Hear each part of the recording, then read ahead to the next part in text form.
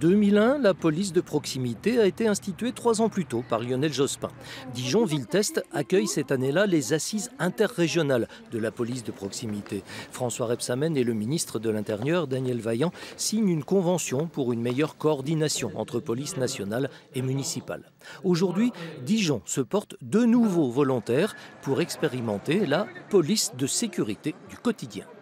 Bien entendu, nous sommes candidats. Maintenant, nous attendons aussi de voir ce qu'il y a derrière la police de sécurité du quotidien. Et d'ailleurs, j'étais avec des élus locaux ce matin de grandes villes françaises et il y a toujours des interrogations à ce sujet. Le syndicat de policiers SGTFO, lui, alerte tout de suite sur la question des effectifs. Il ne s'agit pas d'un retour à la police de proximité, il s'agit de reprendre en main le terrain, avec de la présence policière dans les quartiers, évidemment, ça on le comprend.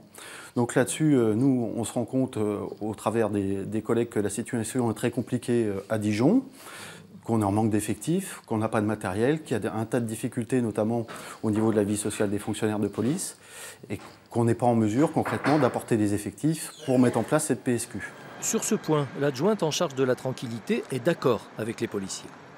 À effectif constant, je ne vois pas comment ce sera possible puisque les policiers nationaux sont déjà très pris par certaines procédures. Et enfin, et c'est ce que les élus locaux, droite et gauche, souhaitent, c'est aussi qu'il y ait une gouvernance partagée puisque c'est important qu'il y ait vraiment une coordination entre police municipale, police nationale, justice et préfet. Petit rappel, en 2003, la police de proximité est supprimée. En 2008, naissance des unités territoriales de quartier. Puis en 2010, des brigades spécialisées de terrain. La police de sécurité du quotidien, elle devrait voir le jour en 2018. La concertation ne fait que commencer.